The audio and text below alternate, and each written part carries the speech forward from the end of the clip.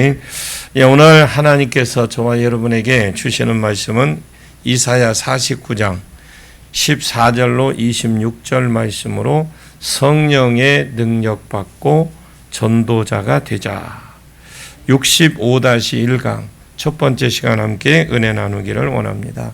지난 시간에는 하나님께서 예수 그리스도 즉 메시아를 보내서 이스라엘 백성을 회복시켜 줄 뿐만 아니라 6절에 나의 종이 되어 야곱 지파를 일으키고 이스라엘 중에 보존된 자를 돌아오게 할 것을 쉬운 것이고, 그리고 이스라엘 백성의 배역한 자들이 단순히 바벨론 포로에서 돌아올 것이 아니고 하나님께 돌아오게 하는 것인 그것은 쉬운 일이고, 오히려 그런 이방인의 빛으로 삼아서 모든 이방인들이 하나님을 섬기고 경외하는 자들로 만들겠다고 하나님이 메시아로 또 노래로 하나님이 계획을 쭉 설명해 주었습니다. 하나님 말씀을 들은 유대인들의 반응이 나왔죠. 그때 당시에 유대인들은 바벨론으로 포로로 잡혀가는데 우리가 어떻게 하나님께서 이렇게 준다고 한 복을 받을 수 있겠느냐. 이 조그만 나라에 포로로 잡혀갔으면 우리가 어떻게 독립운동을 내가 돌아올 수 있겠지만, 독립운동을 한다면 돌아올 수 있겠지만 저 큰 바벨론에 포로로 잡혀가서 그들의 완전히 종이 되고 전혀 돌아올 가능성 기미가 안 보이는데 결국은 환경만 쳐다보고 있는 겁니다. 그 환경 위에 계시고 뒤에 계시고 위에 계시고 앞에 계시는 하나님을 눈으로 보는 것은 없고 그냥 자기 환경만 쳐다보고 우리는 못 돌아간다, 이렇게 생각을 하고 있는 겁니다. 그런 자들을 향해서 낮추심이 충만히 되어 있는 이스라엘 백성들을 향해서 하나님께서 하나님의 계획을 구체적으로 설명해 줍니다. 내가 너희를 들어서 예수 그리스도를 보내고 그래서 너희가 하나님을 경외하는 자로 삼고 열방이 하나님께로 돌아와서 하나님을 섬기는 민족으로 만들 것인지 하나님께서 그냥 구체적으로 계획을 쭉 말씀해 줍니다. 이스라엘 백성은 바벨론 포로로 잡혀갔다는 자기 처지만 생각하고 우리는 이제 끝났구나, 이렇게 생각을 합니다. 하나님도 이제 우리를 잊었구나. 하나님도 우리를 이제 완전히 까먹으셨구나. 그래서 우리는 이제 더 이상 소망이 없다. 이렇게 그들이 생각했고, 이렇게 생각하고 있는 지금도, 그러나 하나님은 아니다. 나는 너를 잊지 않았다.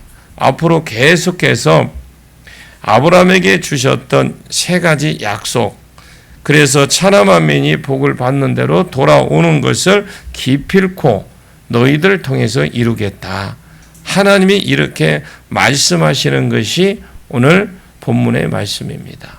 자, 14절에 메시아와 약속을 위해서 유대인들이 하나님께 돌아올 뿐만 아니라 이방인들이 하나님께로 돌아온다고 하니까 자기 환경을 보고 이스라엘 백성이 이렇게 말을 하는 겁니다. 14절과 15절에는 이사야 49장 14절 15절이요. 같이 읽습니다. 시작. 오직 시온이 이르기를 여호와께서 나를 버리시며 주께서 나를 잊으셨다 하였거니와 여인이 어찌 그 젖먹는 자식을 잊겠으며 자기 태에서 난 아들을 긍휼히 여기지 않겠느냐. 그들은 혹시 잊을지라도 나는 너를 잊지 아니할 것이라. 우리가 바벨론 포로로 잡혀 있는데 어떻게 돌아가서 이러한 일들을 이루겠느냐. 우리는 틀렸다 포기를 합니다. 하나님이 우리를 잊어버리고 우리를 버렸다, 이렇게 그들이 말을 합니다. 사람이 그렇게 생각할 수 있습니다. 자기 형편이 너무너무 어렵고 너무 낙심이 되고 또 그 가운데 회복되지 않으면 하나님이 나를 잊으셨나? 하나님 나를 버렸나? 이렇게 생각할 수 있다라는 거죠. 하나님은 나는 안 버렸다고 그래요. 하나님은 안 버렸다. 그래서 15절에 그럽니다. 15절에 말하니 여인이 어찌 그 젖먹는 자식을 잊겠으면 자기 태에서 난 그 아들을 긍휼히 여기지 않겠느냐. 그래도 그 뒤에 그래요. 그들은 혹시 그럽니다. 잊을지라도 나는 너를 잊지 않을 것이다. 늘 기억 중이다. 이 말씀이에요. 그것을 모생애를 가지고 설명하는데 여인이 어찌 그 젖먹는 자식을 잊겠느냐. 젖먹는 자식이라는 것은 아직까지 어린 자식, 태어난 지 얼마 안 된 그런 자식을 어떻게 잊을 수 있겠느냐.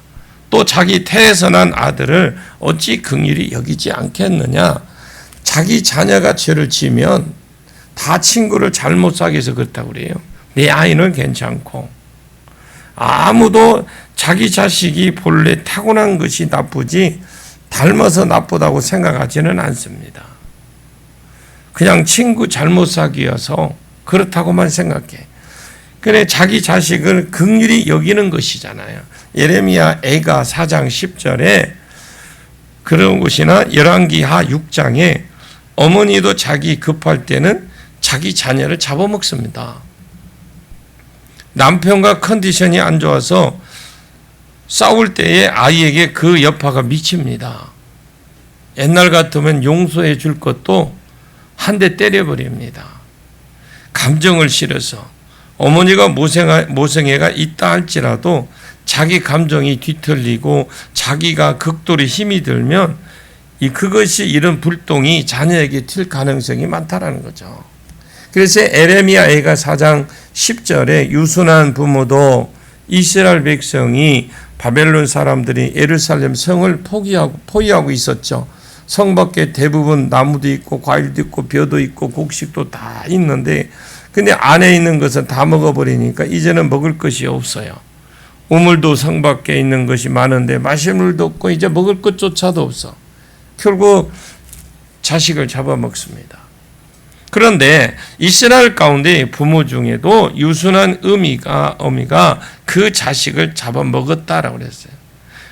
막 성질이 날카롭고 무락부락한 사람이 아니라 저 사람이 저런 일을 할 수 있을까?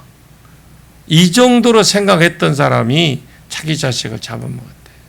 에레미야 애가 4장 10절과 열왕기하 6장에 그런 것들이 있습니다.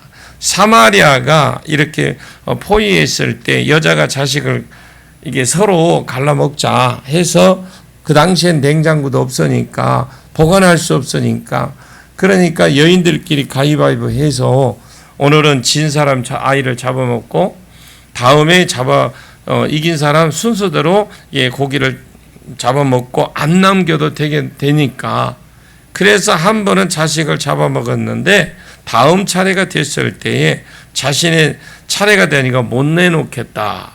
이래서 결국 싸움이 붙어서 왕에게 재판을 부탁하는 내용이 나옵니다. 어머니도 그런 행동을 한다라는 거잖아요.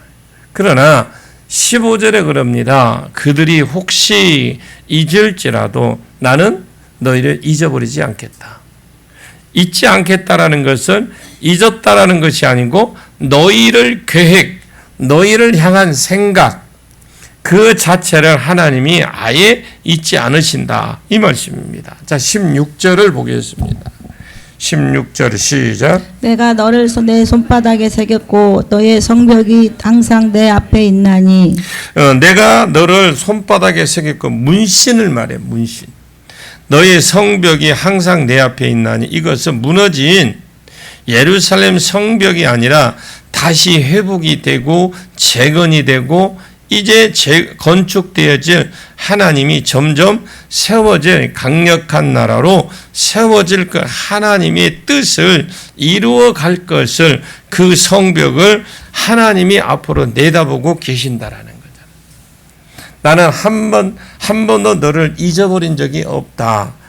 너를 내 손바닥에 새겼고 네가 회복이 되어 앞으로 너희들이 세울 성벽이 지금 내 눈앞에 늘 보고 있다라는 거죠. 어떤 사람이 지금 처지가 사업도 망하고 또 건강도 별로 안 좋고 이런 상태에 있습니다. 하나님이 그 사람을 들어서 이제 열방이 하나님께 돌아오는 큰 도구로 쓰겠다고 하니까 이 사람들은 낙심이 돼서 자기 처지만 보고 이렇게 말을 하는 겁니다. 하나님이 나를 버리고 하나님이 잊어버린 것 같은데 내가 어떻게 그런 일에 수정을 둘 수 있겠습니까? 이렇게 말하니까 하나님이 그러냐, 나는 안 잊었다. 모성에 여자가 젖먹는 자식을 잃었다고 할지라도 나는 너를 잊지 않았다. 너는 여전히 내 손바닥에 적힌 자가 아니라 새겨진 자다. 나는 한 번도 너를 들어서 이런 일을 할 것이라는 그런 생각을 지어본 적도 없다. 이렇게 하나님이 말씀하시는 겁니다. 반드시 내가 너를 향하여 처음 가졌던 그 계획을 이루어내고야 말겠다라고 말씀을 하고 계시는 겁니다. 자, 믿음이 있어야 됩니다. 여러분 믿음이 있기를 원합니다. 자, 17절을 보겠습니다. 시작. 내 자녀들은 빨리 걸으며 너를 헐며 너를 황폐하게 하던 자들은 너를 떠나가리라. 내 자녀들아, 그러니까 바벨론 포로로 돌아갔다가 잡혀갔던 그 사람들이 다시 가나안 땅으로 돌아올 것이라는 말이잖아요. 이 자녀라는 말은 두 가지로 해석이 될 수가 있는데 자녀라고 해석이 될 수 있고 이제 건축자라고 해석이 될 수도 있습니다. 그래서 공동 번역에 내 건물을 세울 자, 다시 재건축을 할 자들이 돌아올 것이다. 이렇게 오히려 번역이 되어 있습니다. 공동 번역에는. 그 번역이 더 맞을 수도 있고요. 그냥 기본 자녀가 돌아오는 것은 기본이고 이제 이스라엘 성벽이 건축자들이 다시 돌아온다라는 그런 의미 같은 말이기도 합니다. 자, 내 자녀들은 빨리 걸으며 너를 헐며 너를 황폐하게 했던 자들은 너를 떠나가리라. 예를 들어서 바벨론의 그 수비대를 세웠다면 그들은 돌아갈 것이고 더 궁극적으로 이스라엘을 오히려 더 잡아먹게 만들었던 사단들은 뒤로 이제 물러갈 것을 말합니다. 방해물이 없어진다. 그동안에 방해했던 모든 것들 다 없어진다. 그러면서 18절을 보겠습니다. 시작. 내 눈을 들어 사방을 보라. 그들이 다 보여 내게로 오느니라. 나 여호와가 이르노라. 내가 나의 삶으로 맹세하노니 내가 반드시 그 모든 무리를 장식처럼 몸에 차며 그것을 띠기를 신부처럼 할 것이라. 그러니까 앞에 뭐라 그래요? 앞에 하나님 대적을 다 물리쳐 두니까 못 믿어? 그러면서 하나님 뭐라 그래? 내 눈을 들어 사방을 한번 봐라. 너희들에게 지금 그들이 돌아오고 있다. 이 온다 이 말은 17절이 자녀들이 이스라엘이 돌아올 것을 말하고 1절에서 앞에 13절에 지난주에 메시아를 보내서 이스라엘 백성이 하나님께 돌아오고 내가 너로 이방인의 빛으로 삼아서 이방인들이 하나님께 돌아온다라고 되어 있어요. 그러면서 17절에 이스라엘 자손이 바벨론 포로에서 돌아오고 또 하나님께 돌아올 것이라면 18절은 동서남북 있죠. 동서사방의 이방인들이 돌아올 것을 말합니다. 내 눈을 사방을 보라. 그들이 다 모여 내게로 오느니라. 이게 뭐야? 나 여호와가 이르노라. 내가 나의 삶으로 맹세하노니 하나님은 자기 일을 자기 계획을 반드시 이루실 것을 정확하게 하기 위해서 맹세로 히브리서를 바울이 썼다. 이 가정하에서 6장에 하나님이 자기 계획을 변명하지 않는다는 것을 나타나기 위해서 맹세로 나타났다. 내가 나의 삶으로 맹세하노니 하나님보다 더 높은 자가 없기 때문에 하나님은 자기의 삶을 가리켜서 맹세합니다. 그래서 내가 반드시 그 모든 무리로 장식을 삼아 몸에 차며 뛰기를 신부처럼 하게 될 것이다. 이방인이 돌아오면 이스라엘을 통해서 돌아옵니다.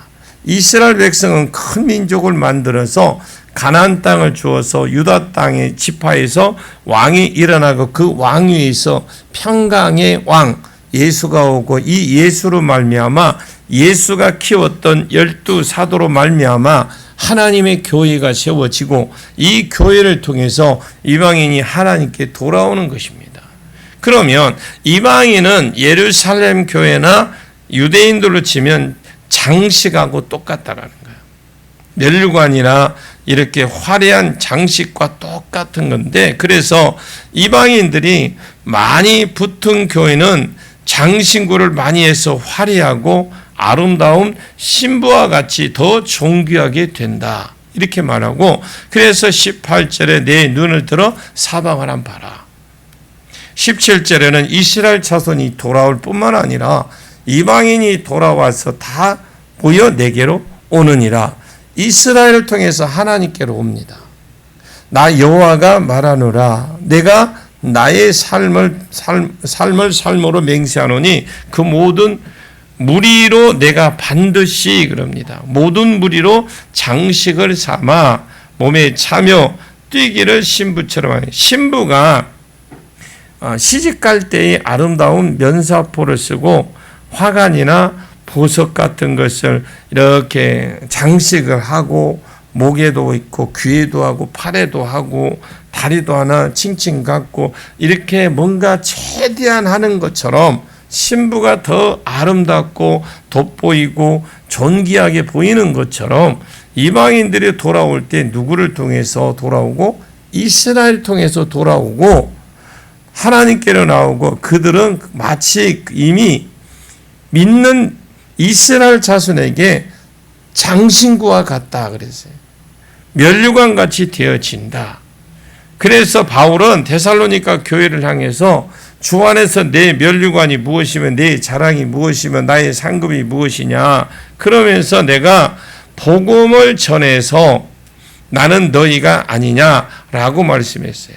여러분, 성도의 장신구가 뭐냐? 우리를 통해서 하나님께 돌아간 자입니다. 우리가 신부처럼 하나님 앞에 더 아름답고 더 화려한 자로 하나님 앞에 세워지고 비춰진다, 그 말씀이죠. 여자들 몸에 장신구를 거친 여자가 어디 있습니까? 이렇게 칠하는 것은 얼굴에 칠하고 바르는 것은 그리고 그리고 막 그러는 것은 눈대로 입은 입대로 색깔을 내고 얼굴은 구별이 안 돼서 화려하게 하잖아요. 요즘 보면 화장 지우면 못 알아본다더만요. 그런 사람은 우리는 없으니까. 여러분, 그냥 우리 효동교회만 오면 화장빨이 잘 받아. 대충 해도 스킨 로션만 발라도 그냥 이뻐. 자, 여러분 보십시오. 이게 우리가 영이 사로잡히면 이게 피부가 올라갑니다. 그런데 영이 빠져나가 피부가 내려 이뻐져. 한번 옆에 분 제대로 못 봤으니까 한번 쳐다봐. 자세히 보시라고. 얼마나 이뻐. 그죠? 말을 해, 말을. 말을 해, 말을. 이뻐진 거야, 이뻐진 거. 자, 19절 20절 보겠습니다. 19절 20절 시작. 이는 내 황폐하고 적막한 곳들과 내 파멸을 당하였던 땅이 이제는 주민이 많아 좁게 될 것이며 너를 삼켰던 자들이 멀리 떠날 것이니라. 자식을 잃었을 때에 낳은 자녀가 후일에 내 귀에 말하기를 이곳이 내게 좁으니 넓혀서 내가 거주하게 하라 하리니. 이제 무슨 일이 벌어질 거라 했습니까? 앞에서는 이방인들이 하나님께 돌아옴으로 이것이 성도에게 영광이 되어진다. 장신구가 되어지고 아름답게 하는, 영광스럽게 하는 것이 되어줄 뿐만 아니라 이제 19절 20절에는 이 이방인 자녀로 말미암아 그 지경이 넓어질 것을 말합니다. 그럼 예루살렘이 더 넓어진다라는 거죠. 오직 성령이 너희에게 임하시면 내가 권능받고 예루살렘과 온 유대와 사마리아 땅끝까지 이르러 내 증인이 되리라. 예루살렘에만 있던 하나님의 교회가, 하나님 나라가 점점점 더 지경이 넓어지는 거죠. 예루살렘이 더 넓어집니다. 예루살렘 안에 들어가고 사마리아 예루살렘 안에 들어가고 온 그 땅끝이 예루살렘 안에 들어가서 이 지경이 좁다. 이제 더 넓히자. 그래서 열왕기에 예루살렘이 둘째 구역이라는 말이 나와요. 열왕기에 보면 예루살렘의 둘째 구역이라는 말이 나오는데, 원래 예루살렘이 있었는데 신도시가 하나 더 세워졌다라는 말입니다. 전주도 마찬가지입니다. 좁으니까 이제 자꾸 신도시를 세워나가잖아요. 그런 것처럼 예루살렘이 여기는 지경이 좁다. 더 넓히자. 그래서 땅끝까지 이르게 된다.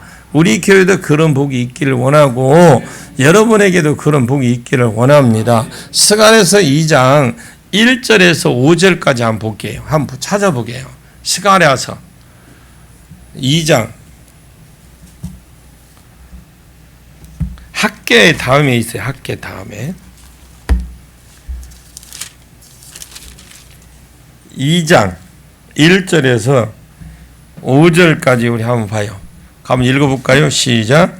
내가 또 눈을 들어 본즉 한 사람이 측량줄을 그의 손에 잡았기로 내가 어디로 가느냐 물은즉 그가 내게 대답하되 예루살렘을 측량하여 그 너비와 길이를 보고자 하노라 하고 말할 때에 내게 말하는 천사가 나가고 다른 천사가 나와서 그를 맞으며 이르되 너는 달려가서 그 소년에게 말하여 이르기를 예루살렘은 그 가운데 사람과 가축이 많으므로 성곽 없는 성읍이 될 것이라 하라.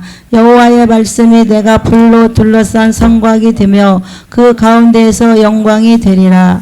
자, 여기에 이렇게 말씀을 정리를 해드리면 세 가지 환상 가운데 눈이 열어봤어요. 환상 가운데 세 가지 환상이 눈을 열어보니까 한 사람이 여러 개의 측량줄을 잡고, 이 환상입니다.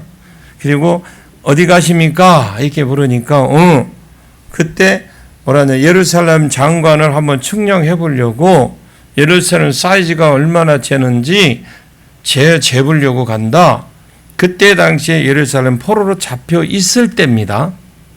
그런데 예루살렘 사이즈를 재보러 간다는 겁니다. 아, 그렇습니까? 3절에 내가 말하는 천사가 나가고 다른 천사가 나와서 그를 맞이하며 4절에 이르되 너는 달려가서 그 소년에게 말하여 이르기를 예루살렘은 그 가운데 사람과 가축이 많으므로 성곽이 없는 성읍이 될 것이라 하라. 이제 예루살렘에 조금 있으면 다시 사람들이 거하게 되고 그 예루살렘의 지경이 점점 더 넓어져서 예루살렘이 마치 성곽이 없는 성읍처럼 된다. 너무 사람들이 많으니까 성곽을 뚫고 나가는 거죠. 그래서 성읍에는 얼마든지 높게 살 수 있는 거죠. 그렇게 넓어진다. 그러면 성곽이 없으면 다른 나라가 쳐들어오면 예루살렘은 망합니다. 5절에 하나님께서 약속을 해 주셨습니다. 내가 불로 둘러싼 성곽이 되며 할렐루야 그 가운데 영광이 되리라. 도단성 엘리사를 둘러 진친 것 같이 하나님이 예루살렘에 이것이 신약교회를 말하거든요. 앞으로 예수 그리스도를 인하여서 신약의 교회가 즉 유대의 지경이 더 넓어질 것을 말을 하고 그럼 성곽이 없으면 하나님 교회가 어떻게 되느냐? 성곽이 없어도 하나님이 불로 성곽이 되어 주셔서 그들을 지켜주시겠다고 약속하신 약속의 말씀과 이사야의 말씀이 동일하다라는 겁니다. 여러분 대충 한번 정리를 한번 해보시죠. 이사야 49장은 하나님이 메시아를 보내서 6절에 이스라엘 사람들이 하나님을 경외하는 대로 돌아올 뿐만 아니라 이것은 쉬운 일이다. 메시아로 인하여서 많은 이방인들이 내가 너로 이방인의 빛을 삼아 하나님께 돌아오겠다. 그러나 지금 자기 형편을 보았을 때는 바벨론의 포로가 잡혀 있으니까 하나님이 우리를 버린 거야. 우리를 아예 그냥 잊어버린 거야. 이렇게 생각할 수 있고 이런 일이 있을 수 있다. 낙심에 대해서 말할 때 주님이 어떤 위로의 말씀을 모성의 애를 가지고 그런 마음을 가지고 어떻게 전 부모가 젖 먹는 아이 자식을 잊겠냐. 어머니가 집에서 낳은 자식을 긍휼히 여기지 않겠냐. 그 긍휼히 여기지 않겠다 할지라도 나는 너희를 긍휼히 여기겠다. 나는 너희를 잊어본 적 없다. 너희가 내 손바닥에 문신처럼 새겨져 있고 너희 회복된 성벽이 내 눈에는 항상 보였다. 그러면 하나님이 말씀하십니다. 조금 있으면 이 자녀가 속히 바벨론에서 돌아올 것이고 내가 바벨론에서만 돌아오는 것이 아니라 하나님께 돌아올 것이고 너를 통해서 돌아올 것이다. 동서사방에 있는 열방의 자녀들이 하나님께로 쫙 돌아와서 이 지경이 점점점 넓어지기 전에 그 사람들이 너에게 마치 돌아오는데 마치 화려한 장신구 같이 되어서 보석과 같이 되어서 너를 하나님 앞에 신부처럼 영광스럽게 할 뿐만 아니라 이들로 말미암아 내가 있는 지경을 점점점 더 멀어져서 넓어져서 우리가 그 한 곳이 좁다. 더 넓은 지경으로 나가자. 더 넓은 지경으로 나가자 하고 하나님의 교회가 점점 확산이 될 것을 말합니다. 우리가 이 사명 가운데로 들어가야 돼. 이것은 메시아를 통해서 이 세상에 하나님이 주시겠다고 약속을 하셨지만 또한 이것이 교회의 오늘날 사명입니다. 우리로 말미암아 복음을 전하고 우리가 복음을 전할 때에 또 여러분이 복음을 받는 자들이 우리의 영광스럽게 할 것이다. 그들이 우리의 면류관이 되고 그들이 우리의 장신구가 되어서 우리가 하나님 앞에 딱 섰을 때에 존귀한 신부와 같이 설 수 있도록 우리를 영광스럽게 만들 것이고 반면에 전도한 영혼이 없고 회심시킨 영혼이 그런 목사가 없다면 성도에게 전도한 영혼이 없다면 그거는 아무것도 그렇지 않고 아무것도 장식조차 않은 그냥 나이 많은 여자 같아서 분명히 하나님 앞에 세웠을 때 부끄러움을 입는다. 이 말씀이에요. 그래서 우리가 언제든가 복음을 전하는 것은 그냥 해도 되고 안 해도 되고가 아닙니다. 반드시 우리는 우리가 그 사명이 감당하고 갈 수 있어야 되고 하나님이 반드시 우리를 세워주기 위해서 그렇습니다. 그래서 우리 교회가 300명 채워지기를 또 채워지기 기도하고 300 전도자 300 중보 기도자를 놓고 기도를 하는 비전이 있어야 되잖아요. 그리고 그런 자들은 하나님 앞에 영광스럽게 될 것이다. 장신국을 찬 신부처럼 존귀하고 영광스럽게 세워질 것이요. 그 지경은 넓어질 것이다. 나라의 축복은 땅덩어리 크기요. 나라가 강하면 백성이 많은 겁니다. 그래서 우리 교회가 우리의 지경이 우리 교회만 있어서는 안 됩니다. 할 수만 있으면 하나님께 붙여준 모든 것에 영혼을 세워야 돼요. 그곳에 교회를 세우면 우리 교회가 건물을 만약에 평생 동안 못 짓고 살았다 할지라도 그것은 우리가 세운 것이고 넓혀지는 지경입니다. 전화가 왔어요. 전화 왔는데 집회를 했는데 이번에 갔다 온 그 교회도 지금 벌써 너무나 좋은 열매를 맺고 있다라는 거죠. 그러니까 우리가 그게 하는 게 저 혼자 가는 게 아니라고 그랬잖아요. 저는 교회 대표로 가는 겁니다. 그래서 여러분들이 제가 나갔을 때는 중보 기도하잖아요. 똑같이 동일한 상급이요, 동일한 하나님께서 신부 아름답게 장식한 신부처럼 하나님께서 지경을 넓혀주시고, 그래서 우리가 일을 할 때에 내가 하나님 앞에 일할 수 있는 자리가 필요해요. 내가 뭘 이렇게 조건을 갖춘 것이 아니라 조건을 안 갖춰준 것에 내가 맞춰서 하는 겁니다. 그것이 하나님 나를 원하신다라는 거죠. 우리는 잘못 생각하면 그냥 조건이 어떤 게 갖춰진 것을 내가 찾아가려고 하는 그런 경우들이 있어요. 모든 일이 다 그렇습니다. 여러분 100명을 세워놓고 물어보십시오. 다 좋은 거 쉬운 거 하기를 원하지 조금 어려운 거 하기를 원하지 않습니다. 그러나 우리가 사명이 중요한 게 뭐냐? 하나님이 나에게 뭘 요구하시느냐? 이게 중요한 거죠. 하나님 요구하시는 건 분명히 있어요. 우리를 하나님 자녀로 불러주셨는데 그냥 부른 게 있어요. 부른 게 아니란 말입니다. 그러면 똑같이 10명을 부름 받았는데 10명이 다 부름 받았어요. 받았는데 은혜의 그 하나님 부름에 은혜의 정도는 다 달라요. 그럼 많은 사람은 많은 걸 더 요구하시고 그 사람의 수준에 맞게끔 하나님이 역사를 하신다는 거죠. 그래서 우리가 남이 이만큼 한다고 해서 내가 그만큼 해야 된다 이렇게 생각하지 마시고 하나님이 내게 주신 분량 남보다 하나님 더 원하시며 더 해야 되는 거고요. 그잖아요. 그거 더 해야 되는 거죠. 여러분이 우리가 생각할 때 그럴 수도 있습니다. 신앙생활이 가장 어려운 게 뭐냐? 내 생각대로 하는 거예요. 주님이 원하시는 건 편합니다. 근데 내가 주님께 물어보는 거예요. 그래서 새벽 기도가 필요한 거예요. 새벽에 나와서 오늘 하나님 어떻게 나를 쓰시렵니까? 하나님 나를 어떻게 내가 오늘 어떤 일을 할까요? 물어보고 계속해서 그렇게 나가고 하나님께 묻고 나가는 거죠. 여러분 근데 하나님 대답 없던데요? 예, 대답 없는 게 맞죠. 들을 수 있으면 그건 아주 유명한 분이 아주 뛰어난 분입니다. 성령이 내 안에서 역사를 하셔. 나는 모르지만 성령이 이끌려가고 때에 따라서 여러분이 밖에 딱 나가면 방향 감각 어떻게 잡아? 방향 감각 잡는 것도 안에서 성령께서 역사하시는 거예요. 여러분들이 교회에 들어오는 거 쉽지 않잖아요.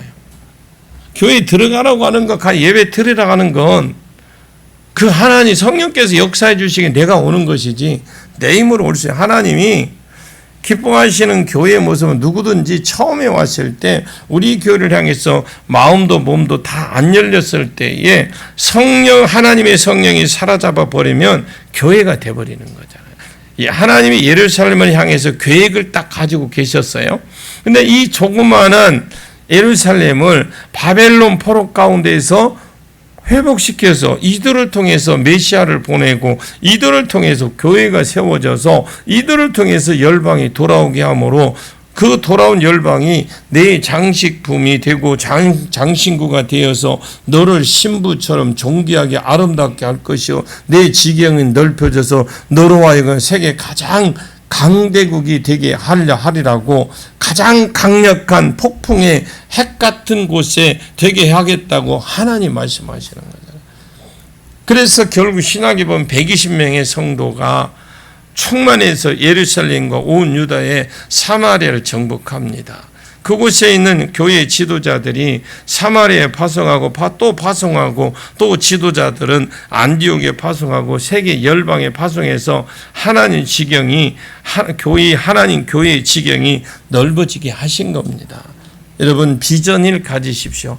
그래서 하나님의 비전을 벌써 이사야를 통해서 하나님 비전을 오늘날 우리에게 이루어진 신약교회 이런 거 이미 예언을 해 놓은 거죠. 그때의 사람이 자기 스스로 놀라하면서 그렇게 질문하게 된다라고 그랬잖아요. 질문한다. 뭔 질문? 21절 한번 읽어보십시오. 뭔 질문하니? 시작. 그때 내가 내 마음에 이르기를 누가 나를 위하여 아들을 낳았는고 나는 자녀를 잃고 이루어졌으며 사로잡혀 요리하였거늘 이들을 누가 양육하였는고 나는 홀로 남았거늘 이들은 어디서 생겼는고 하리라. 그때 가장 놀랄 자들은 자기들이에요. 자기가 놀라는 거예요.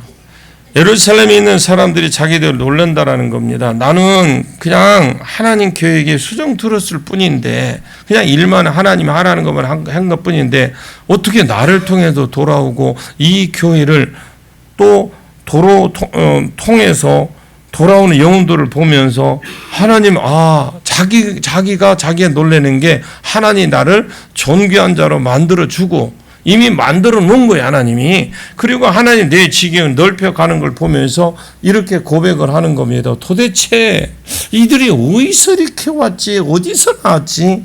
도대체 이 많은 영혼들을 어디서 불렀지? 내 자녀가 왜 이렇게 많아졌느냐? 나는 바벨론 내 정복을 당할 때 내 자녀를 잃고 굉장히 외로워했는데, 나를 사로잡혀 이곳저곳 유리했는데 하나님이 70년 포로 동안에 42,360명 겨우 회복을 시켜서 우리를 통해서 이런 일을, 놀라운 일들을 하고 계시는구나 하고 스스로 놀란다라는 거죠. 여러분들이 그동안에 이제 훈련소에서 이제 훈련을 받으셨다면 이제 여러분들이 마음껏 주님 앞에 쓰임 받으십시오. 이제 쓰임 받을 때가 됐으니 여러분들이 이제 스스로 나는 그동안에 이 훈련 받는다고 애를 쓰고 수고하고 굉장히 힘들었는데 하나님이 내 그 기간 동안에 하나님 회복시켜 주셨다. 오늘 새벽에 우리가 말씀이 있었잖아요. 새벽에도 하나님이 예배에게 이끌어 주시는 부분들, 주일날도 말했고 수요일날도 말씀드렸습니다. 하나님이 세워준 자는, 하나님께서 이끌어 가는 자는 그냥 이끌어 와서 들어온 자, 내가 하나님 앞에 고난을 받고 내가 하나님이 이렇게 해서 하나님 품으로 돌아오라고 했는데 안 돌아와, 말을 안 들어. 그래서 쥐어 박히고 하여튼 막 터지고 했어. 돌아왔는데 하나님이 돌아온 자를 복을 주는데 어떻게 주느냐? 터지고 그 고난당한 거 있죠? 그까지 보상을 해준대요. 원래 안 돌아오려고 했는데 뺀질거려서 하나님이 고난을 주고 훈련을 시켜서 이게 어떻게든 간에 하여튼 힘들어도 돌아왔는데 그 힘들었던 과정 있죠? 그 과정까지는 하나님 보상을 해준다. 진짜 하나님, 멋진 하나님이잖아요. 얼마나 멋져요. 오늘 새벽에 왔죠? 새벽 말씀 맞습니까? 그러니까 도대체 우리를 이렇게 존귀하고 이렇게 강한 자로 만들어 주셨지? 자기가 놀라는 거죠. 이런 고백이 우리 가운데 나오게 되기를 축원합니다. 여러분 수종만 드십시오. 이 종과 함께 저와 같이 함께 수종 들어 나가시길 바랍니다. 나 혼자 하면 못해. 여러분 나 혼자 하면 못해요. 여러분 하나하나를 놓고 이것을 하라면 못할 겁니다. 그러나 우리는 할 수 있습니다. 이로 인하여 여러분이 존귀하게 될 것이고, 이로 인하여 여러분들이 지경이 넓어져서 여러분들의 주님 앞에 딱 가면 뒤를 쫙 쳐다보면 많구나. 줄선자가 쫙 많다라는 거죠. 하나님 나라의 왕노릇할 자들이 될 줄로 믿습니다. 그래서 여러분이 그 자리에 가면 스스로 놀랄 겁니다. 자, 나머지 부분은 다음 주에 하도록 하겠습니다. 기도하겠습니다. 하나님 고맙습니다. 사랑합니다. 우리가 하나님 앞에 온전히 쓰임받기를 원하는데 내가 하나님 앞에 그냥 수종들게 하시고 그냥 우리는 함께 주님이 원하시는 일에 마음껏 쓰임받기를 원합니다. 주님 쓰시옵소서.